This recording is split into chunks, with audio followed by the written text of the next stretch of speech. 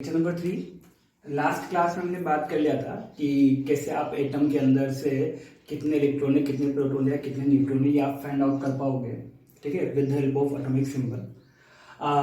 अब आगे बात करते हैं कि एक बार आपने अगर ये तीनों फंडामेंटल पार्टिकल फाइंड आउट कर लिए तो अब उसके बेसिस पे कुछ प्रॉपर्टीज हम डिफाइन कर रहे हैं। जैसे फर्स्ट वन हम बात करें आइसोटोप के बारे में। आइसोटोप किन्हें कहते हैं? ये एक प्रकार की फैमिली है, ठीक है, एटम्स की फैमिली है, उसमें कुछ सिमिलरिटी देखी गई तो उसके हिसाब से ये अलग अलग नाम रखा गया। तो फर्स्ट हम बात कर रहे हैं आइसोटोप फैमिली। आइसोटोप किन्हें बोलेंगे कि those which have same atomic number, those which have same atomic number are known as isotope. It means कहने का मतलब क्या है कि वो सब एटम्स, जितने भी एटम्स आपके पास है, वो सब एटम्स उनमें से जिन जिन के एटॉमिक नंबर सेम है, एटॉमिक नंबर सेम है, फिर भी वो अलग अलग प्रॉपर्टी रख रहे हैं, ठीक है, तो उन सब एटम्स को क्या बोला गया? आइसोटोप बोला गया। क्या बोला गया? आइसोटोप। एटॉमिक नंबर सेम मतलब क्या कह सकते हैं? एटॉमिक नंबर किसको रिप्रेजेंट करता है? प्रोटॉन को। इट मींस वो सब एटम जिनके प्रोटॉन सेम है। जैसे कि फॉर एग्जांपल बात करें हाइड्रोजन, तो हाइड्रोजन की अगर मैं बात करूं तो 3 तरह के हाइड्रोजन मिलते हैं। जब आप नेचर में देखोगे तो नेचर में 3 तरह के हाइड्रोजन मिलेंगे, या फिर आप सिंपल कोई भी हाइड्रोजन का अगर आप सिंपल ले रहे हो तो उस सिंपल में 3 तरह के हाइड्रोजन आपको देखने को मिलेंगे। First one that is 1h1, फिर 1h2 and then next one 1h3, ठीक है, 1h1 1h2 एंड 1h3। तीनों में अगर आप कैलकुलेट करोगे तो तीनों के एटॉमिक नंबर सेम है, जेड तीनों का सेम है, ठीक है, it means atomic number same है, यानी कि नंबर ऑफ प्रोटॉन सेम है, बट ऊपर देखोगे तो मास नंबर अलग अलग है, ठीक है। तो कहने लगा यहाँ पे एटॉमिक नंबर सेम है, साथ में मास नंबर डिफरेंट होना चाहिए। ऐसा नहीं है कि 1h1 के साथ 1h1 ही लिख के क्या बोल दो कि दोनों एक दूसरे के आइसोटोप है, ऐसा नहीं है, ठीक है। 1h1 1h2 एंड 1h3 तीनों एक दूसरे के आइसोटोप है, ठीक है, तीनों को हम आइसोटोप फैमिली के अंदर डालेंगे। क्लियर है? कंप्लीट। इसको आप कैलकुलेट कर सकते हो। तीनों में नंबर ऑफ प्रोटॉन या एटॉमिक नंबर तीनों का सेम है और मास नंबर तीनों का अलग अलग है, ठीक है, कंप्लीट। इसे हम प्रोटियम, इसे ड्यूटेरियम, इसे हम ट्रिटियम के नाम से भी जानते हैं, ठीक है। लास्ट क्लास में हमने बात भी किया था कि प्रोटियम वो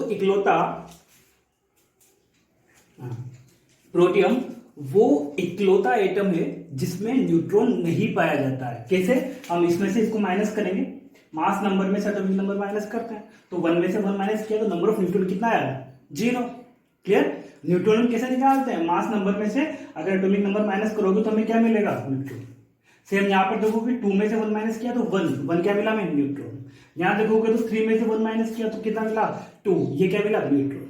कंप्लीट। तो इकलौता एक ही आपके पास ऐसा एटम था जिसे हम प्रोटियम बोलते हैं, जिसके अंदर आपके न्यूट्रॉन नहीं पाए जाते। क्लियर? तो आइसोटोप मतलब क्या? आइसोटोप मतलब वो सब एटम जिनका एटॉमिक नंबर क्या है? सेम है, या फिर कह दो जिनके अंदर जो प्रोटॉन है उनकी संख्या क्या है? सेम है। तो जिनके अंदर सेम प्रोटॉन है, नंबर ऑफ प्रोटॉन सेम है, उन्हें हम क्या बोल रहे हैं? आइसोटोप। ये तो है सिंपल सी बात। इसको याद रखने का एक और तरीका है, हम एक और तरीके से याद रख सकते हैं। कैसे? आइसो मतलब होता है, आइसो का मतलब होता है सेम। आइसो का मतलब क्या होता है? सेम। और यहां पर कॉन्सेंट्रेट कीजिए इस पी के ऊपर। P stand for proton. P से आप याद रख दो कि पी का मतलब क्या है, समझ लीजिए, पी का मतलब है प्रोटॉन। इट मींस क्या मतलब क्या है कि दो species which have same number of proton are known as isotope. ठीक है, याद रखने का तरीका कि वो स्पीशीज जिनके अंदर या वो एटम्स जिनके अंदर नंबर ऑफ प्रोटॉन्स क्या है? सेम है, तो उन्हें क्या बोलेंगे? आइसोटोप बोलेंगे। जैसे कि 1h1 1h2 1h3, ठीक है। और बात करें तो हम C6 12 C6 13 एंड C6 14, ठीक है, ये तीनों आपकी एक दूसरे के क्या होंगे? आइसोटोप होंगे। और इसमें आपने को याद भी होगा, आपने 10th क्लास में पढ़ा होगा कि ये C6 14 इसे हम यूज करते हैं कार्बन डेटिंग के तौर पे।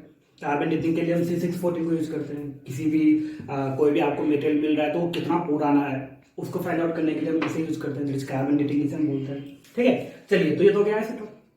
फर्दर बात करें आइसोबार। आइसोबार किन्हें बोलेंगे? आइसोबार का मतलब क्या है कि those which have same mass number, वो एटम जिनका मास नंबर सेम है बट एटॉमिक नंबर क्या है? डिफरेंट है, ठीक है, यानी कि those which have same mass number but different atomic number are known as isobar, ठीक है। इन्हें हम आइसोबार फैमिली में रखेंगे, ठीक है। जैसे कि हमने देखा यहाँ पर कार्बन और नाइट्रोजन को देखा, ये कार्बन का आइसोटोप है, अभी मैंने यहाँ पे लिखा C6 14 कार्बन का आइसोटोप है। ये एक नाइट्रोजन का आइसोटोप है, दैट इज N714, ठीक है। तो अगर इन दोनों को देखोगे तो ये तो क्या जेड, दोनों का जेड डिफरेंट है, एक का 6 है एक का 7 है, इट मींस दोनों का नंबर ऑफ प्रोटॉन अलग अलग है, ठीक है। बट ऊपर देखिए मास नंबर, तो दोनों का मास नंबर क्या है, सेम है। इस वजह से हम इन दोनों को एक दूसरे का क्या बोलेंगे कि एक दूसरे की क्या है, आइसोबार। क्लियर। तो आइसोबार मतलब those which have same mass number, जिनका मास नंबर सेम हो बट एटॉमिक नंबर क्या हो, डिफरेंट हो, उन्हें हम क्या बोलेंगे, आइसोबार बोलेंगे। अगेन इसको याद रखने का एक और तरीका हम समझ सकते हैं कि आइसो मतलब होता है सेम। आइसो मतलब क्या होता है, आइसो मतलब होता है सेम, ठीक है। और थोड़ा सा बार की अगर हम बात करें तो इसको थोड़ा सा बिगाड़ देते हैं, बिगाड़ के इसको हिंदी में लिखते हैं। बार मतलब हम हिंदी में लिख देते हैं भार, ठीक है। भार मतलब क्या होगा, weight, that's what mass. It means those which have same mass number are known as isobar, ठीक है। तो याद रख सकते हो आप, ये ऐसा कुछ है नहीं, इसको डेफिनेशन में कहीं पे लिख मत देना, बोर्ड में कहीं कुछ आया तो ऐसा लिख मत देना कि आइसोबार मतलब ऐसे करते हुए मत लिख देना, ये गलत है ना। ये सिर्फ हम समझाने के लिए, याद रखने के लिए बोल रहे हैं कि आइसोबार से आप समझ सकते हो कि those which have same mass number, ठीक है। तो उन्हें हम क्या बोलेंगे, आइसोबार बोलेंगे। फर्दर हम बात करें नेक्स्ट आइसोटोन के ऊपर। आइसोटोन मतलब those which have same mass, same number of neutrons are known as isotone. यानी कि वो सब एटम जिनके अंदर नंबर ऑफ न्यूट्रॉन्स क्या है, सेम है, उन्हें हम क्या बोलेंगे, आइसोटोन बोलेंगे।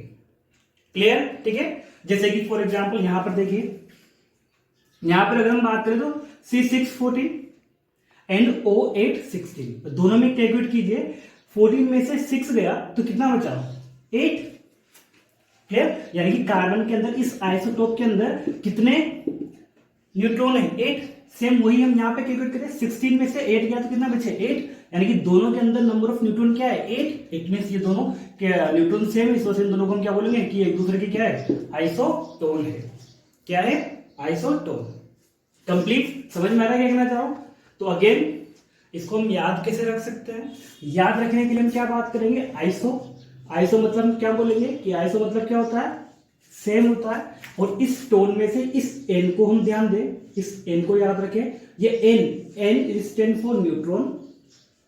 हम याद रखें कि एन किसके लिए स्टैंड कर रहा है, न्यूट्रॉन के लिए स्टैंड कर रहा है। तो क्या बोलेंगे, those which have same number of neutron are known as isotone, उन्हें हम क्या बोलेंगे, आइसोटोन। तो याद रखने का तरीका सिंपल सा, आइसोटोप में आइसो मतलब सेम, टोप का P, it means those which have same number of protons are known as isotope.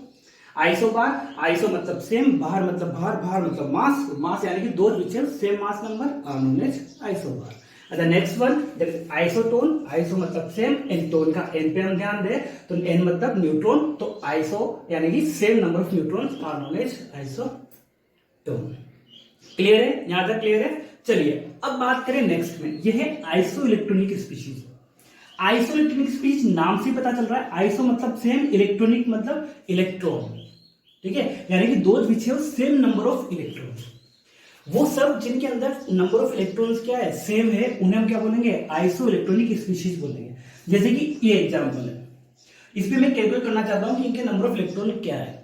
तो देखो, नंबर ऑफ इलेक्ट्रॉन निकालने के लिए मैं क्या करूंगा, सबसे पहले बात करूं इनके एटॉमिक नंबर जेड की, ठीक है। जेड के एटॉमिक नंबर की बात करूं मैं, ठीक है। तो एटॉमिक नंबर की अगर मैं बात करूं तो यहां पर कितने हैं, 7। नाइट्रोजन में कितने होते हैं, 7, ठीक है। ऑक्सीजन में कितने होते हैं, 8। एटॉमिक नंबर कितना है, 8 एटॉमिक नंबर या नंबर ऑफ प्रोटॉन कह सकते हो आप, ठीक है। फ्लोरीन में कितने होते हैं, 9, नियोन में 10, सोडियम में 11, 12 एंड 13। हमने एटॉमिक नंबर लिख दिया। नाइट्रोजन का एटॉमिक नंबर कितना है, 7, ऑक्सीजन का 8, फ्लोरीन का 9, नियोन का 10, सोडियम का 11, मैग्नीशियम का 12 एंड एल्यूमिनियम का 13, ठीक है। तीनों के एटॉमिक नंबर, सबके एटॉमिक नंबर, एटॉमिक नंबर मतलब नंबर ऑफ प्रोटॉन, ठीक है। नंबर ऑफ प्रोटॉन ये हो गया है, ठीक है। अब बात करूं मैं इनके ऊपर चार्ज के बारे में, ठीक है। तो यहां पर चार्ज कितना है, -3। चार्ज कितना है, -3। इट मींस 7 तो पहले ही होंगे, 3 इलेक्ट्रॉन इसलिए और एक्सेप्ट कर रखे हैं, यानी कि ओवरऑल इसके पास इलेक्ट्रॉन कितने होंगे, that is number of electrons. Number of electron कितने होंगे, देखो पहले हम क्या बोलते हैं, जितने प्रोटॉन है उतने, ठीक है। तो प्रोटॉन है तो 7, अगर ये न्यूट्रल होता तो कितने होते हैं, 7 होते हैं। बट -3 इट मींस 3 इलेक्ट्रॉन ज्यादा है, प्रोटॉन से 3 इलेक्ट्रॉन ज्यादा है, तो प्रोटॉन से 7, 3 इलेक्ट्रॉन ज्यादा है यानी कि 3, तो कितने हो गए, 10। सेम वही ऑक्सीजन में बात करें तो प्रोटॉन कितने, 8, ठीक है। अगर माइनस है इट मींस जितना माइनस चार्ज है उतने ही ज्यादा क्या है, इलेक्ट्रॉन। तो कितने इलेक्ट्रॉन ज्यादा है, 2, इट मींस 8 तो होंगे से साथ में 2 और कितने इलेक्ट्रॉन होंगे इसके पास, 10 इलेक्ट्रॉन होंगे।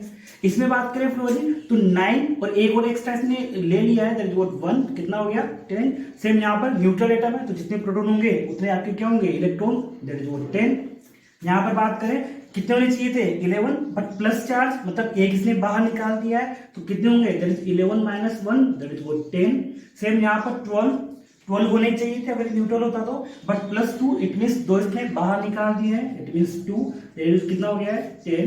फर्दर हम बात करें एल्यूमिनियम 13 होने चाहिए थे, बट प्लस 3 यानी कि 3 इलेक्ट्रॉन बाहर निकाल दिए हैं, तो 3 बाहर निकालने के बाद अब कितने बचेंगे, 10।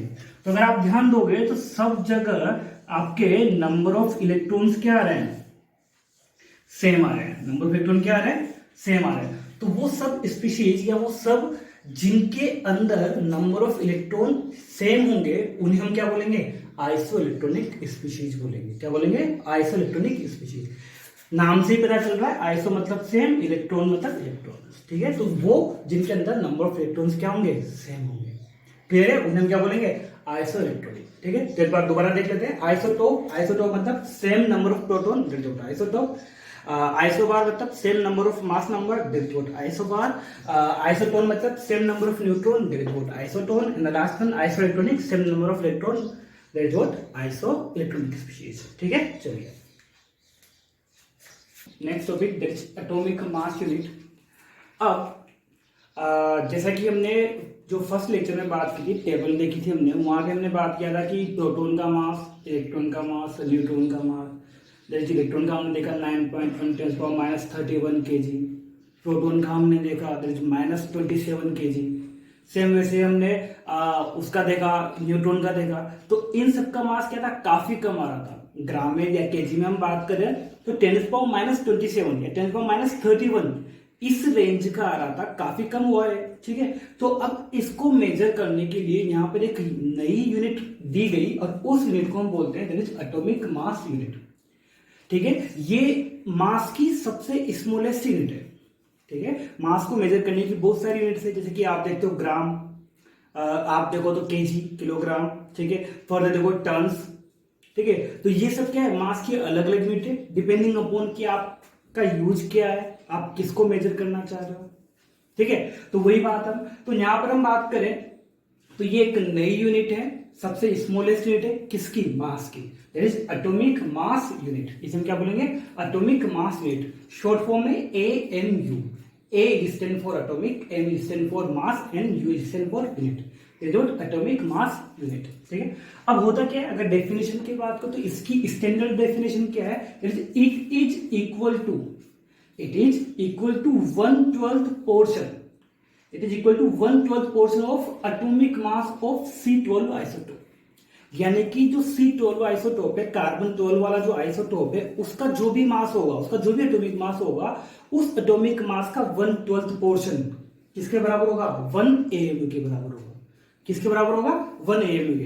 तो ये जब आपको आगे एटॉमिक मास पढ़ेंगे तब ये डेफिनेशन आपको समझ में आ जाएगी। अभी के लिए सिंपल हम स्टैंडर्ड के हिसाब से याद कर लेते हैं, देख लेते हैं कि क्या होगा, it is equal to 1/12 portion of atomic mass of C12 isotope, ठीक है। चलिए अब इससे समझते हैं होगा क्या, इसकी वैल्यू क्या है। तो ध्यान दीजिए, ये इंपॉर्टेंट है चीज, ये आपके पूरे चैप्टर में आगे काम आने वाली है। क्या बोलेंगे, 1 AMU, एक AMU का वजन जो मास है वो कितना होगा, दैट इज 1.66 इंटू 10⁻⁻24 ग्राम, ठीक है। क्या होगा, 1.66 इंटू 10⁻⁻24 ग्राम, ये इसकी वैल्यू है, एग्जैक्ट वैल्यू है आपके 1 AMU मास की, ठीक है। जब इतना मास हो जाएगा तो हम क्या बोल देंगे कि 1 AMU मास हो चुका है, क्लियर है, 1.66 इंटू 10⁻⁻24 ग्राम। अब देखो इस मास को, इस वैल्यू को याद रखो।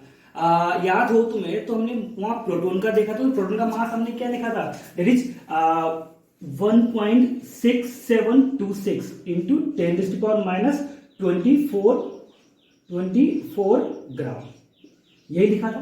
तो देखिए ये और ये कितनी क्लोज है, दोनों वैल्यू बिल्कुल क्लोज है। इट मीन्स हम क्या बोल सकते हैं, और यही हमारा आपका न्यूट्रॉन का था, न्यूट्रॉन में क्या था 1.6749 इंटू 10⁻24, ऐसा था, ठीक है। तो दोनों क्लोज है, इट मींस क्या कह सकते हैं कि 1 AMU किसके बराबर होगा, 1 AMU लगभग बराबर होगा मास ऑफ 1 न्यूक्लियन के। एक न्यूक्लियन का जितना मास होगा उसे भी हम क्या बोलेंगे, 1 AMU बोलेंगे। या क्या बोल सकते हैं, न्यूक्लियन में प्रोटॉन भी आएगा न्यूट्रॉन भी आएगा, तुम क्या बोल सकते हैं, या फिर कि मास ऑफ 1 प्रोटॉन, एक प्रोटॉन का जितना मास होगा उसे हम क्या बोलेंगे, 1 AMU बोलेंगे। या फिर क्या बोल सकते हैं कि मास ऑफ 1 न्यूट्रॉन, एक न्यूट्रॉन का जितना मास होगा उसे हम क्या बोलेंगे, 1 AMU बोलेंगे। क्लियर, ठीक है। तो क्या बोल रहे हैं, 1 AMU किसके बराबर होगा, 1 AMU बराबर होगा 1.66 इंटू 10⁻⁻24 ग्राम के बराबर होता है, ठीक है। या फिर कह सकते हो कि एक न्यूक्लियन के मास के बराबर होगा, या फिर कह सकते हो कि एक प्रोटॉन के मास के बराबर होगा, या फिर कह सकते हो कि एक न्यूट्रॉन के मास के बराबर होगा, ठीक है। और बात करें इसका एक और फॉर्मूला जो काफी इंपॉर्टेंट है, दैट इज 1 AMU किसके बराबर होगा, 1/Na ग्राम के। ये इसी से वैल्यू है, ठीक है। दैट इज 1/Na ग्राम के बराबर होगा आपका 1 AMU, ठीक है। ये Na क्या है, ये Na क्या है, ये है एवोगाड्रो नंबर। इसे हम एवोगाड्रो नंबर बोलते हैं क्योंकि एवोगाड्रो एक साइंटिस्ट था जिसने ये नंबर दिया था, दैट इज एवोगाड्रो नंबर, ठीक है। एवोगाड्रो नंबर इसे आप Na से भी शो कर सकते हो या फिर N नोट से भी रिप्रेजेंट कर सकते हो। हम इसे Na से रिप्रेजेंट करेंगे, ठीक है। तो ये Na that is Avogadro number, इसकी वैल्यू क्या होती है, नंबर मतलब एक वैल्यू है, क्या होगी 6.022 इंटू 10⁻23, 6.022 इंटू 10⁻23। इस नंबर को मैं क्या बोलूंगा, एवोगाड्रो नंबर।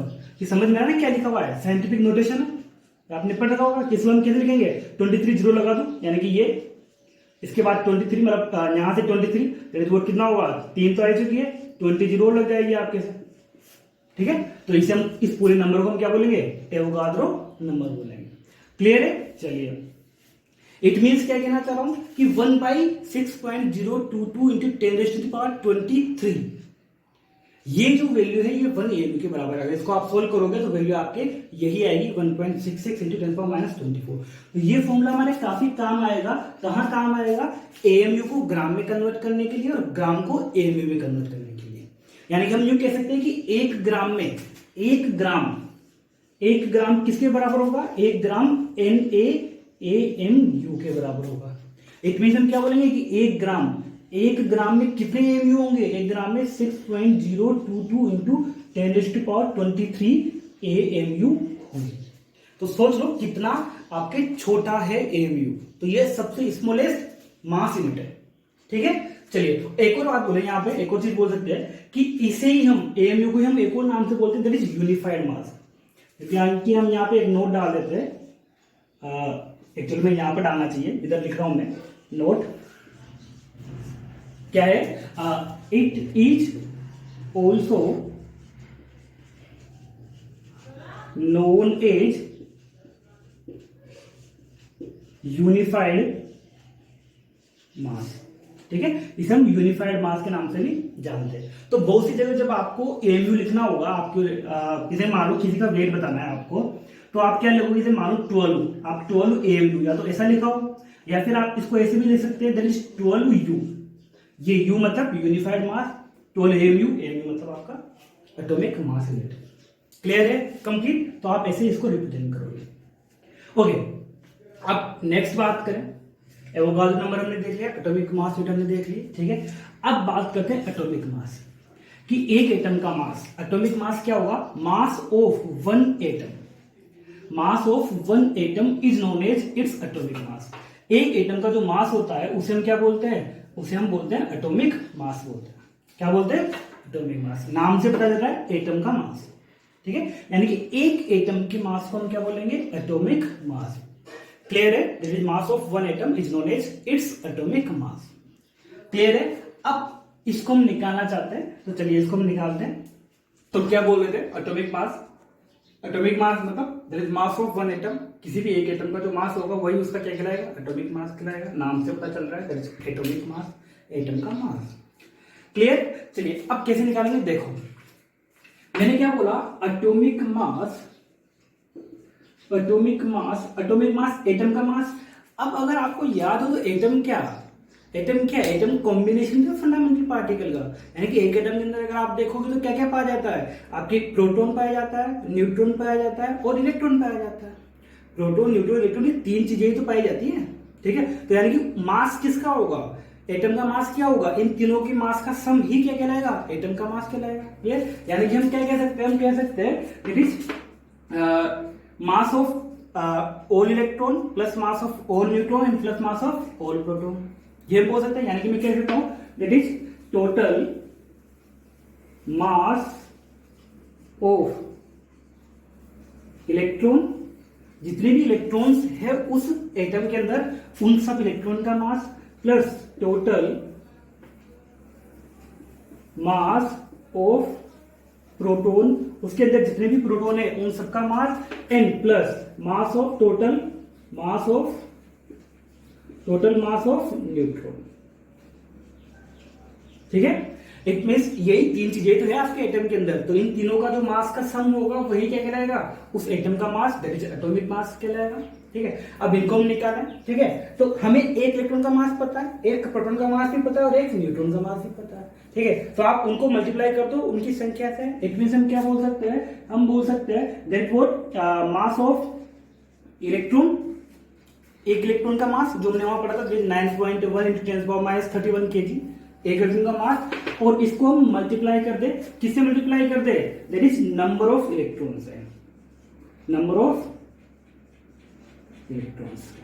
ठीक है, प्लस इसके लिए मैं बात करूं दैट इज एक प्रोटॉन का मास, mp मतलब मास ऑफ प्रोटॉन। ठीक है, और इसे मैं मल्टीप्लाई कर दूं नंबर ऑफ प्रोटॉन से, नंबर ऑफ प्रोटॉन से।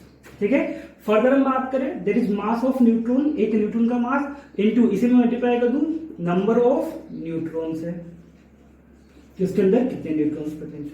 क्लियर, अब देखो अगर तुम्हें याद हो तो मैंने वहां पर लिखा था that is mass of electron is very very less than mass of proton, और ये approximately equals to mass of neutron.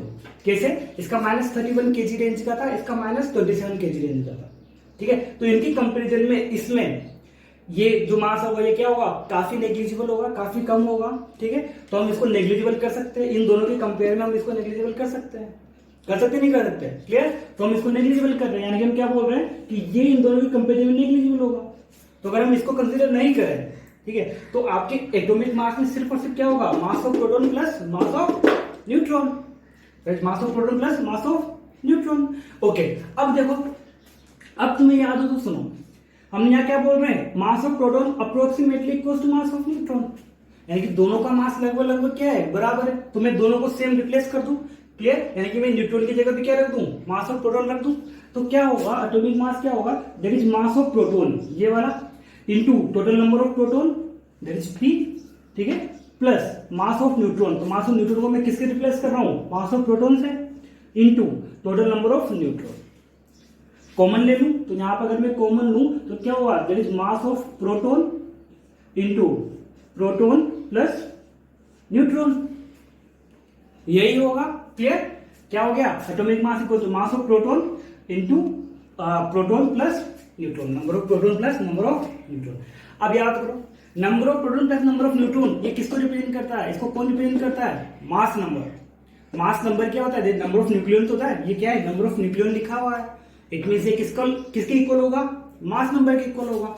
तो हम यहाँ क्या लिख सकते हैं, हम लिख सकते हैं that is atomic mass, atomic mass किसके बराबर होगा, A into MP, mass of proton. Clear, अब देखो मास ऑफ प्रोटॉन हमने थोड़ी देर पहले बोला था, जब हमने AMU की डेफिनेशन बताई तो वहां पे क्या बोला था, it is 1 AMU is equal to mass of proton, यही बोला था। क्लियर, यानी कि मैं इसको यहां रिप्लेस कर सकता हूं किससे, 1 AMU से, तो मैं क्या बोल दूं, A AMU, 1 AMU लिख दिया यहां पे, तो क्या हो गया AMU, तो एटॉमिक मास क्या हो गया आपका AMU, एटॉमिक मास क्या हो गया AMU, A मतलब मास नंबर, उसके पीछे क्या लगाना है AMU। यानी कि हम क्या कह सकते हैं, हम ये कह सकते हैं कि किसी भी एटम का मास या एटॉमिक मास क्या होगा कि उस एटम के पीछे, उस एटम की जो मास नंबर है, उस मास नंबर के पीछे अगर आप AMU लगा दोगे तो वही उसका क्या हो जाएगा, एटॉमिक मास हो जाएगा। जैसे कि अगर हम बात करें हाइड्रोजन, तो 1H1 मास नंबर क्या है 1, तो इसका एटॉमिक मास इसका एटॉमिक मास क्या हो जाएगा, मास नंबर क्या है 1, इसके पीछे भी क्या लगा दूं AMU, तो यही इसका क्या हो जाएगा, एटॉमिक मास हो जाएगा। और बात करूं मैं आपसे बोलूं कार्बन 612, तो इसका मास नंबर क्या है 12, तो मैं 12 के पीछे अगर एएमयू लगा दूं तो ये क्या हो जाएगा इसका एटॉमिक मास। और बात करूं मैं नाइट्रोजन 7 14, तो 14 इसका मास नंबर, इसके पीछे में क्या लगा दूं एएमयू, तो ये इसका क्या हो जाएगा एटॉमिक मास।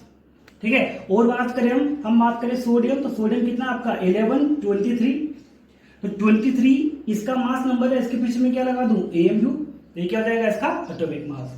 इस वजह से हम उस मास नंबर को, जो नंबर आपके यहाँ पे लिखते हैं इसको मास नंबर क्यों बोलते हैं, क्योंकि ये एक तरह से आपके एटॉमिक मास को रिप्रेजेंट करता है। इस वजह से इस नंबर को हमने क्या नाम दिया मास नंबर। क्या नाम दिया मास नंबर।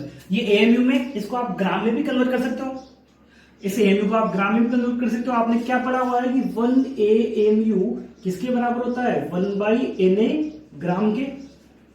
तो अगर इसको कन्वर्ट करना है तो 1 एएमयू की जगह क्या लिख दूं 1/Na ग्राम, यानी कि अगर ये ग्राम में बात करो तो ग्राम में कितना हो जाएगा दैट इज 1/Na ग्राम।